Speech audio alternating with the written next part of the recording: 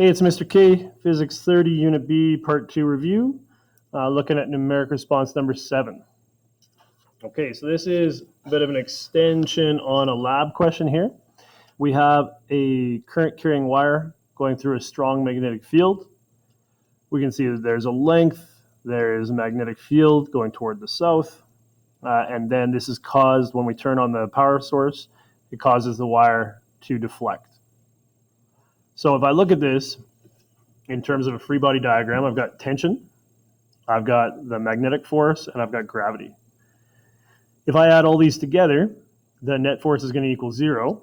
As I can see, it's stopped, it's not accelerating, it's simply just chilling there. So I can add them up where all tail to tip, they add up to 0. So down for Fg, to the right for Fm, back up to the top for Ft. F net equals 0. Like if I walked south, east, and northwest, I just end up where I started. So if I think about the angle of this deflection, and I think about what they've graphed here, which is tan theta versus current. Well, I can turn this triangle into a relationship of tan theta equals Fm over Fg. I can change Fm into ILB, Fg into mass times gravity.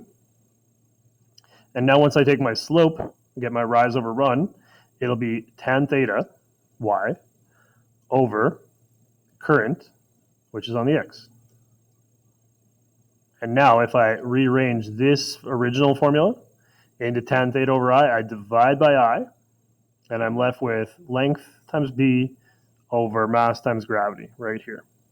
So I'm going to get some number for my slope, and it's going to be equal to the length of the wire times the magnetic field, divide by mass, divide by gravity. So I pick 2 points that are far enough apart. I do my best to estimate them accurately. I find my slope. Now my slope is just a number, and my slope is now equal to, like I said before, LB over mg. The question's asking me for the magnetic field strength, so I rearrange my formula so that I get B alone times by mg divided by L. Plug everything in, and I get 1.72 times 10 to the negative 2 teslas. All right, thanks for tuning in.